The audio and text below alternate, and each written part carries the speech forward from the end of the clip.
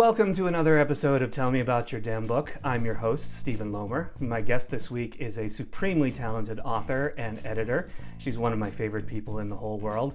And she's 100% appendix-free. Ladies and gentlemen, the pleasure is all yours, Stacey Longo. Hi, thanks for having me. Thanks for being here. It's so wonderful to have you here.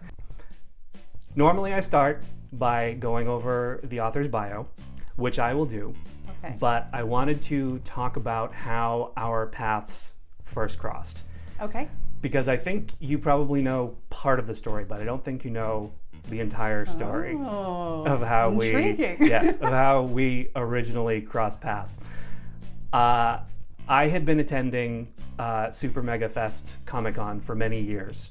And I would do what everyone who goes to Super Mega Fest does. I would see the celebrities, I would look at all the cool cosplay, and I would completely ignore the authors. I would walk by the authors with my head down, not make any eye contact. So you're one of those. Yes, well, I was one of those. And then I became an author. And I said, all right, well, I can't do that anymore. Now I have to pal up with the existing authors. So I went to the website and I looked at the list of authors who were appearing. And there were some scary dudes on that list. You know the dudes I'm talking about. There were all these scary dudes and one woman. So it was essentially like the Avengers. And I said, this woman looks so sweet and friendly. I know, I'll let you get that out. I will somehow befriend her. So I sent you some sort of message, I either an email or a Facebook message, and I said, I was total fanboy. I can't wait to see you at Super Mega Fest. And you, probably sensing a sale, said, oh yeah, I'm so excited to meet you at Super Mega Fest. And so I had established that link with an author at Super Mega Fest, so I was very excited about that. And then in further stalking you, I found out that you did the MS walk and that you were a little bit short of your goal, and I donated to your goal, and you reached it, and so in effect, I purchased your friendship. Yes. So it was totally worth it. It was a wonderful investment, so thank you. Thank you very much. Thank you. For allowing me to invest in Stacey Longo Incorporated. Okay, so now your bio, and yours is my favorite bio so far because it's hysterical. Oh. You were born in Connecticut Yep. in the 1970s and grew up with two parents that had the audacity to be loving and supportive role models, though you were able to successfully create your own angst despite their best efforts. You and your sister grew up among the fluorescent nightmare that was the 80s, awash in leg warmers and off-the-shoulder flash dance tees. It was your love for Duran Duran that got you through those tumultuous fashion times. Sure was. After college, you moved to Block Island, Rhode Island, where you eventually began your writing career as a weekly humor columnist for the Block Island Times. For 6 years, you waxed poetic on such topics as how to disguise dust bunnies as wall-to-wall carpeting, and how difficult it is to tell the difference between wild grass and corn when weeding the garden. During this time, you also published articles in the Island Crier and The Works magazine. In 2005, you returned to your home state of Connecticut with no ticker tape parade. You worked as a copy editor to support your writing habit and live an anxiety-ridden, caffeine-injected life with your husband Jason and two cats, Wednesday and Pugsley. Yes, all of that is true. Okay, excellent. All right. So let's talk about some books. Okay. You published the collection of wickedly entertaining stories titled Secret Things in 2013. Okay. Sure I did. is what my research turned up. That makes sense. Okay. Yeah. All right. What was the story behind Secret Things?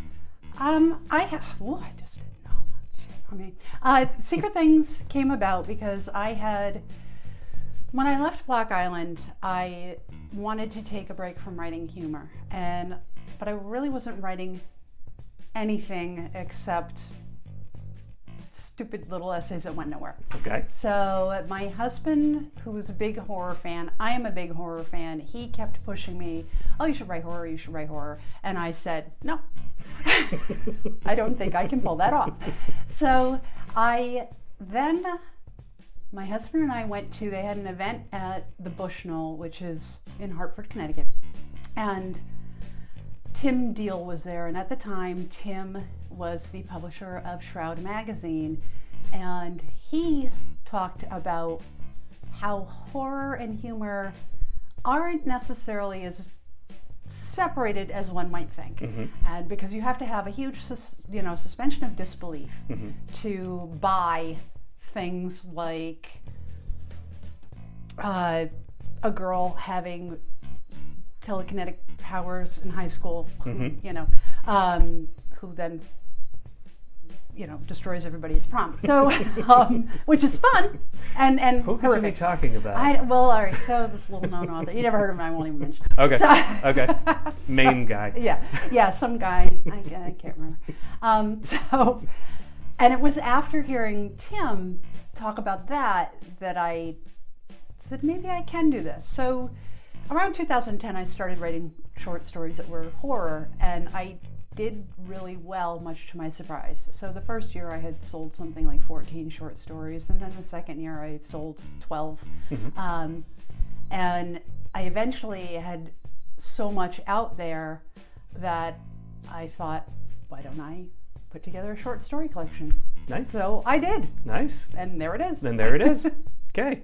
In February 2015, you published My Mom Has MS and also Ordinary Boy. So 2 books in 2015. Yeah, that was by accident. Oh, was it? Yes. So Ordinary Boy was published by Dark Alley Press, and I had sold that manuscript to them in late 2013.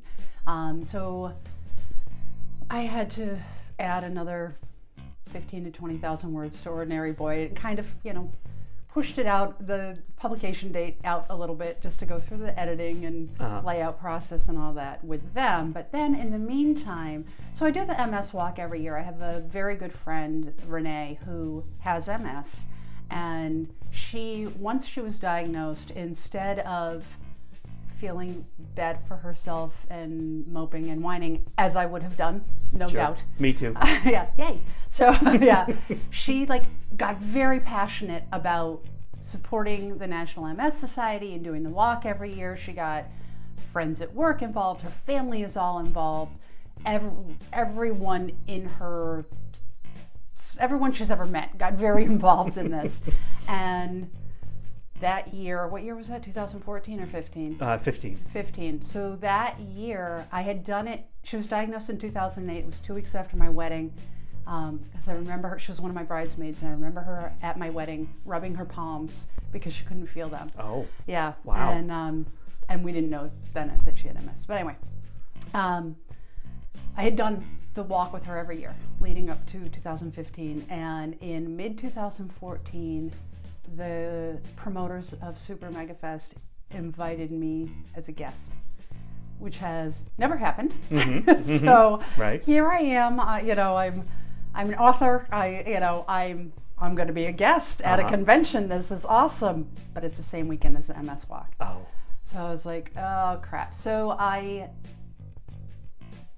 had this idea to write a children's book. Now, Renee's son, Patrick, who was in kindergarten when she was diagnosed, he started the following year for his birthday asking for donations to the MS Society instead of receiving gifts, and which is amazing for a kid that age. Sure. And I wanted to see if I could make a story out of that. So when I finally got up the nerve to tell Renee I can't be at the walk this year, I had the best backup plan, because what I wound up saying to her was, I can't do the walk, but surprise, I wrote a book about you and your family.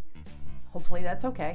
Which it was. Okay, good. And I illustrated it, so I have really poorly drawn pictures of you and your family. And I thought maybe we could use this as a fundraiser. And she loved the idea, so that is how they both came out the same year. Just delays in publishing Ordinary Boy and my guilt. Okay, all right. Made it all come together. Sure, guilt is a great motivator to really get something is. published. Sure, yes, absolutely. And then in 2017, you published My Mom, MS, and a 6th Grade Mess. What was the story behind that one? When I was doing events with My Mom Has MS, I've met a lot of people who either had MS themselves or had someone in the family who had it, and they loved this idea because the My Mom Has MS is designed to teach very young children that your parent isn't going to, their personality isn't going to change. They are still your mom or your dad, and they love you, and they're still going to be awesome and amazing. This is just another part of who they are, and it's not scary, and it's okay. And a lot of the people that I met at events were saying, well, my kids are a little older, which kind of made sense. If you look at the average age when someone's diagnosed, it's usually in their early 40s, late 30s, early 40s. So their kids probably would be a little older. So I wound up calling Renee and saying, I'm getting a lot of requests for something a little, aimed toward like 6th, 7th, 8th grade. Can I write about your family again? And she was all for it. And so we worked together to come up with what is the underlying theme going to be, which is essentially, because in that age group, when you're going through puberty, you're embarrassed by your parents anyway. Sure. Yep. And then if you have a parent with an illness that may affect them, like Renee has gone to sporting events for her, she has 4 sons. She's gone to her kids' sporting events, and she has heard parents comment like, oh, I think that woman's drunk, because her gait is off. Sure. So essentially what we did was we aged Patrick to 6th grade. He's actually a little older than the Patrick in the stories now. But we aged him, we put him in 6th grade, and we gave him a lot of 6th grade angst. Like he likes this girl, but she likes his best friend. And how's he going to come up with this English paper, or this English project that he didn't read the book about, and his mom is embarrassing him in public. Right. And basically it was still what you perceive as might be embarrassing, with your parents' symptoms. Everybody that age is embarrassed by their parents. Right. And you may think your parent is just mortifying, but nobody else does, so get over it. Right. But yes. Nicer than that. Yeah, sure, yeah. So that, I might have gone on a little bit about that, but that's how that came about. Okay, all right.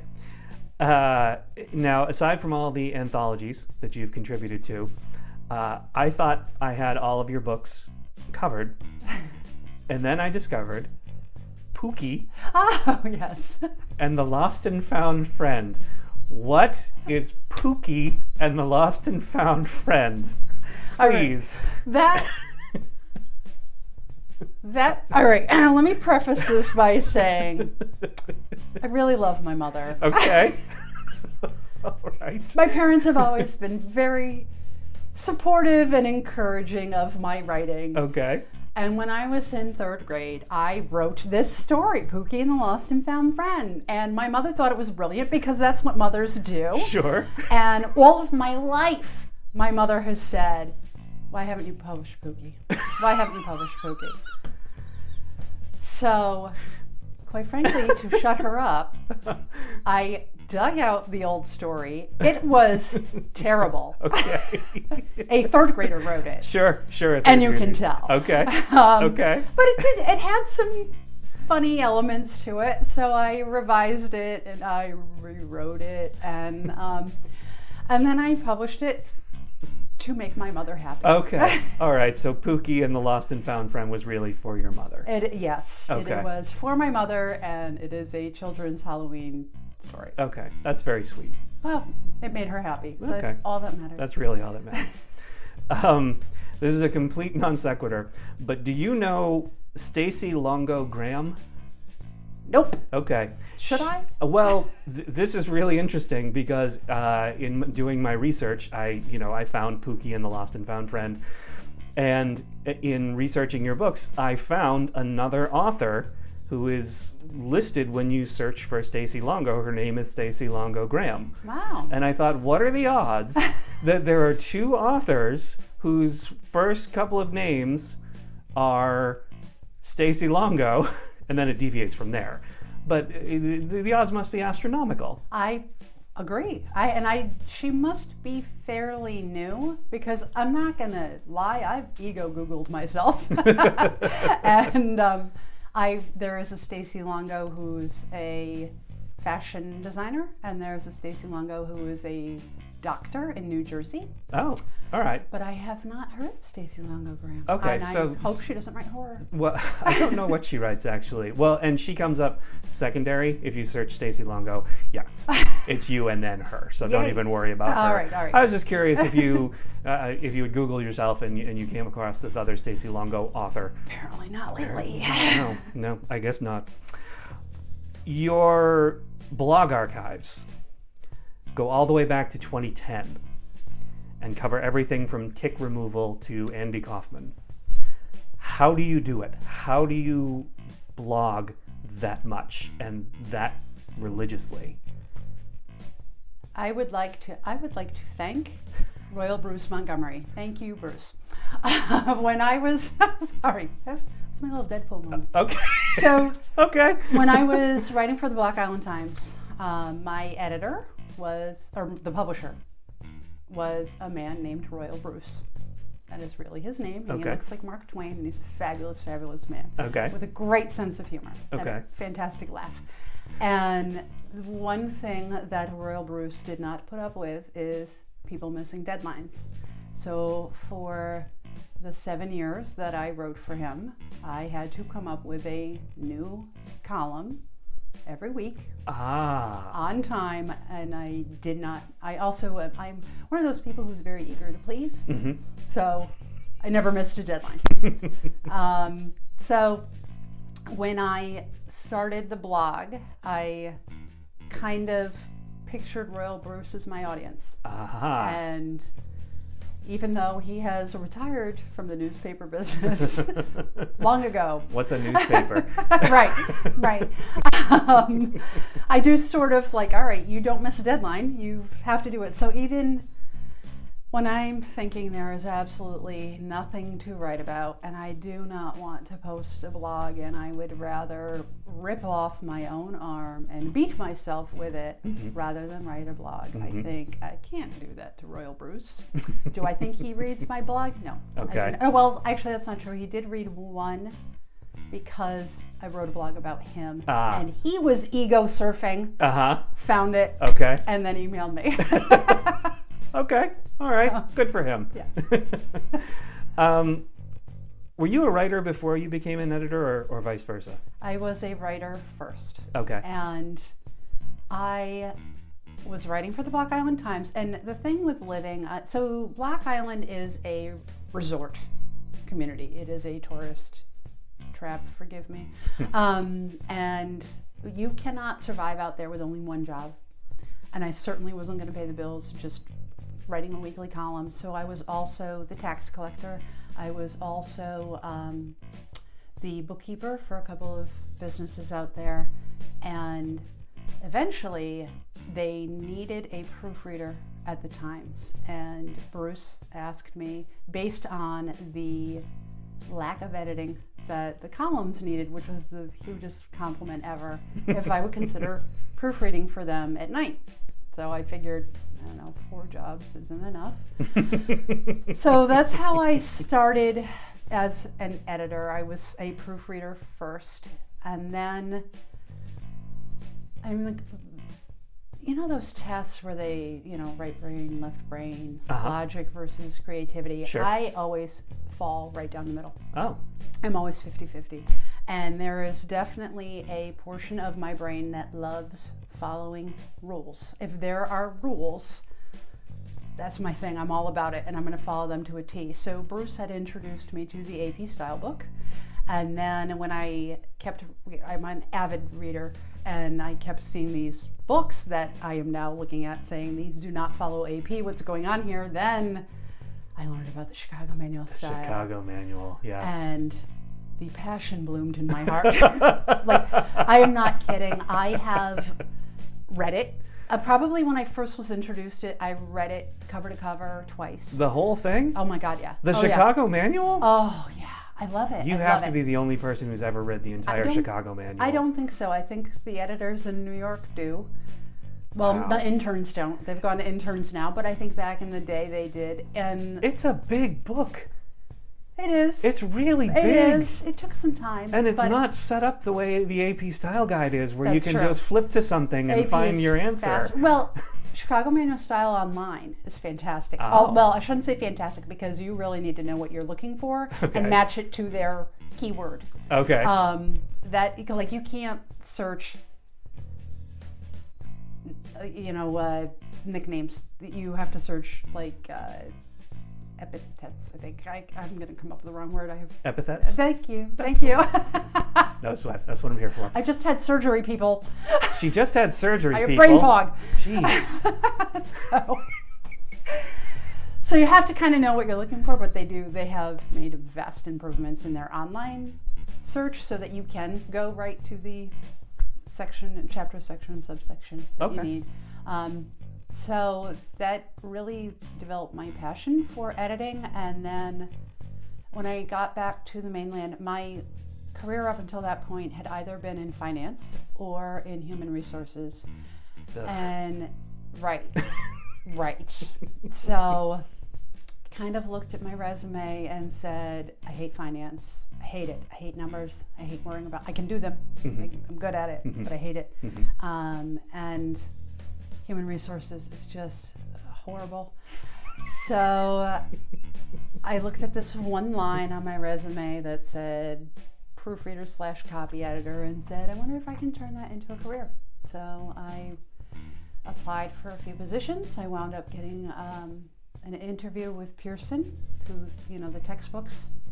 Everybody, if you are in college and you have a textbook, chances are Pearson is the one who published it. And they gave me a test, which everybody should do.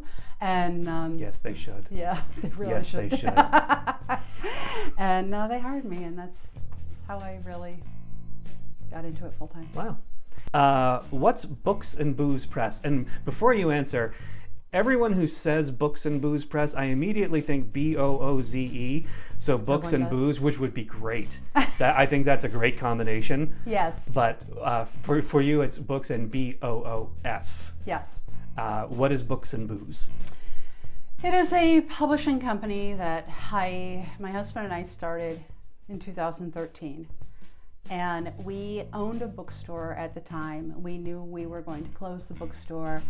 And in what may be the world's stupidest reason to start a press, I had doodled a little ghost reading a book. Oh, I've seen that yes. ghost. Yes, I've And- seen him. Yeah, and my husband said, I love this little ghost.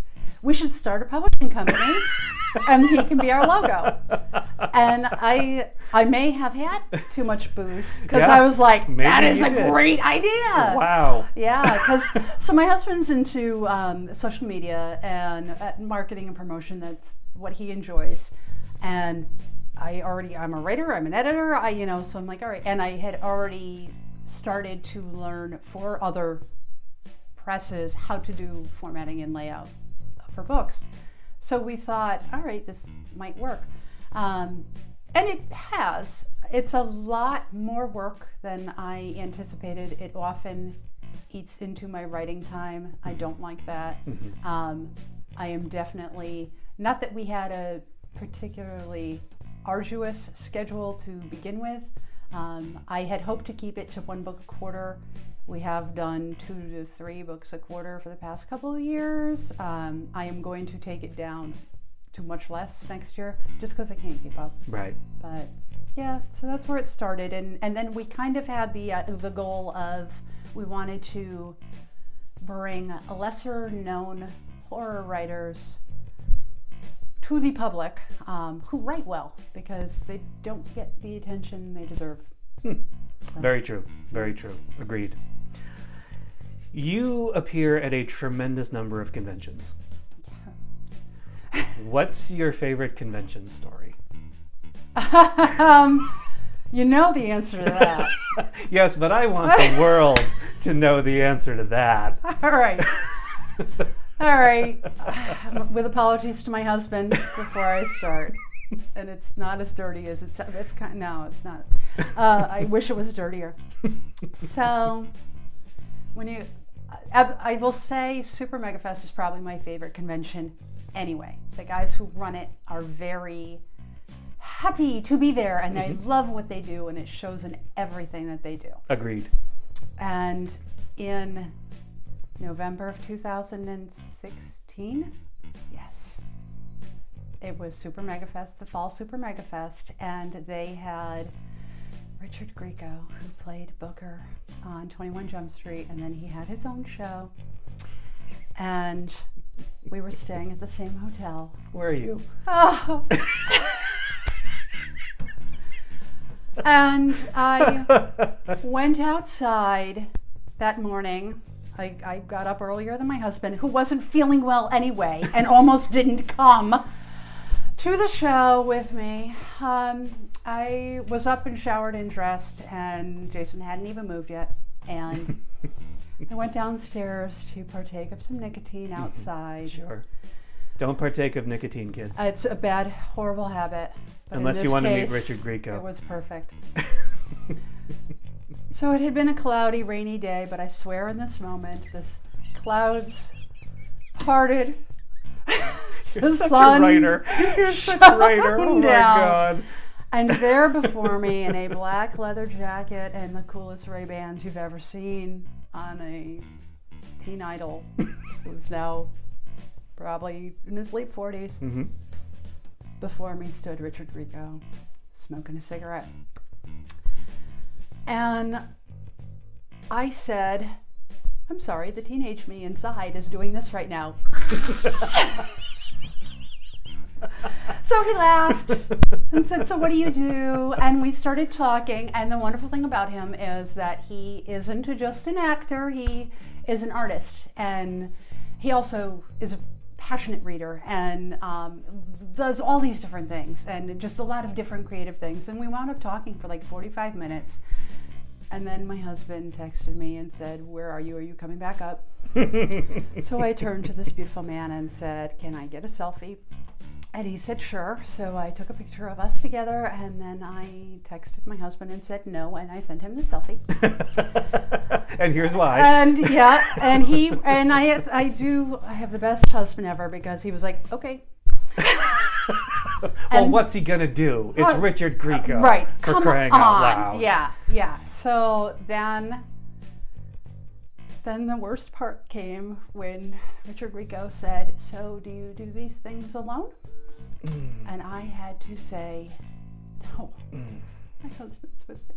Oh, gutting. I still left with his phone number. So. Do you still have his phone number? Oh my God, yeah. Oh wow. Is it framed? Yeah, the card is framed in my office. It's in my contacts list. Wow. Yes. Yeah. The Richard Grieco story. I never tire of hearing it. I hope nobody does, because I tell it a lot. I'm sure you do. I'm sure you do.